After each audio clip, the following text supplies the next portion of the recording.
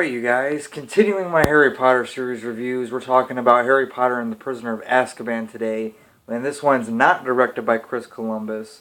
I forget who directed this one off the top of my head right now.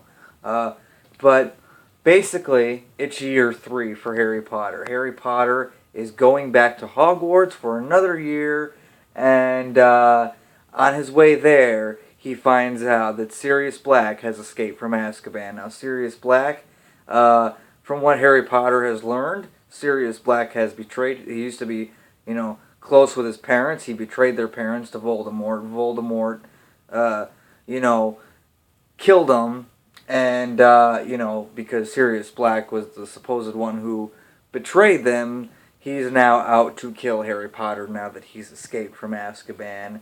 And Hogwarts has these Dementors kind of guarding the school, and they want to take, people's souls out and stuff like that, mainly Harry Potter's.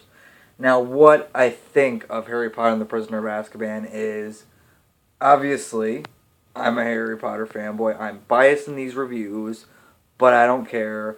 Harry Potter and the Prisoner of Azkaban is a good addition to this series. And I'm going to try not to compare this one to the book too much, because this is probably the one where the book and the movies were, really different. Not, significantly different, but this is the one that the movie changed more in the book. It's hard to explain. But anyway, I've already talked about the main cast of the Harry Potter franchise. But let's talk about Gary Oldman, who comes in as Sirius Black. Gary Oldman is a guy who I will watch in anything he's in. Even that movie Red Riding Hood. Red Riding Hood, that movie's not that good.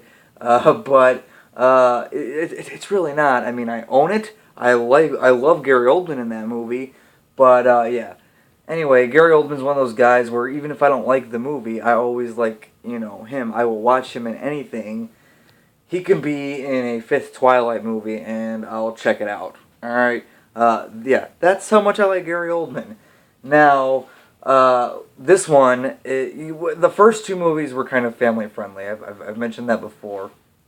This one, it's still family friendly, but it's a lot more darker. It's not as dark as it's gonna get. This is one of the darker ones, but yeah.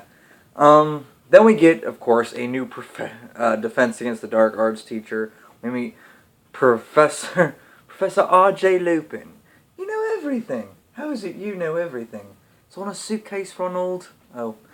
Anyway, yes, we meet Professor Lupin. He's teaching Defense Against the Dark Arts teacher to Harry, and this is the first time that we've gotten a Defense Against the Dark Arts teacher in this Harry Potter series that wasn't, being very weird, wasn't being suspicious, wasn't on any bullshit.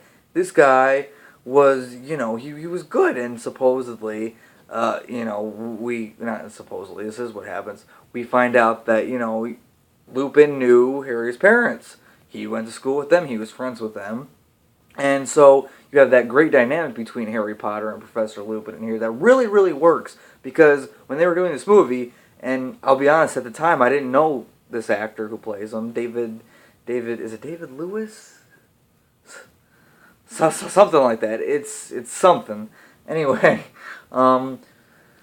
this was a character that I was worried. I'm like, okay, they have to cast the right actor. And at the time I didn't know who this actor was, but it worked. It worked perfectly.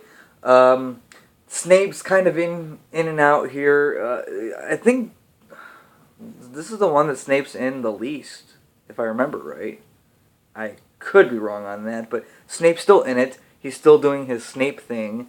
And so yeah. And this is the first one that's not really about Voldemort, because obviously, spoilers from the first two movies, Voldemort popped up in those movies in some way, shape, or form. This one, his presence is still very, very strong in the series. You can obviously tell this is still building up to something with Voldemort, but it's, Voldemort is not in this one. He doesn't pop up anywhere. It's all about Sirius Black, Lupin, Harry Potter, what went down with his parents exactly.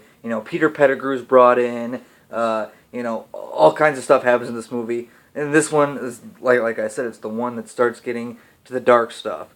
And, I really like it a lot. Having been said that, I'm gonna give Harry Potter and the Prisoner of Azkaban. I'm gonna give it an A minus. It's to me, I like it more than the first one, not quite as much as the second one. Maybe I don't know. It kind of like I said, guys. I love all these movies. There's really not any of these movies that I'm gonna be ranting on. So just to let you know ahead of time. Also, this one, if you haven't seen the movie or read the book yet, this one involves time travel. And this is another thing that I was really worried that wasn't going to work, and it did. So, I was great to see that. Everything that happened with the time travel stuff was pretty cool. But yeah, I just wanted to mention that in this review because I was going to forget about it. So, guys, Harry Potter and the Prisoner of Azkaban is getting an A minus. What do you guys think of Harry Potter and the Prisoner of Azkaban? Have you guys read the books? Have you seen the movies? You know, what is your Harry Potter story? What is your story on how your thought about Harry Potter? So, let me know down in the comment section below. And, yeah.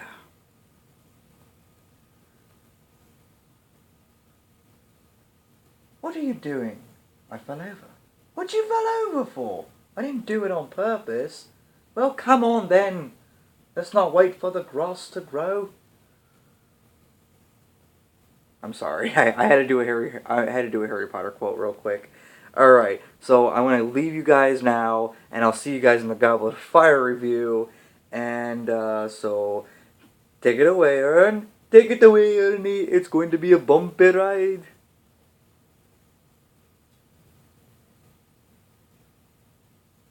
Well, see you later.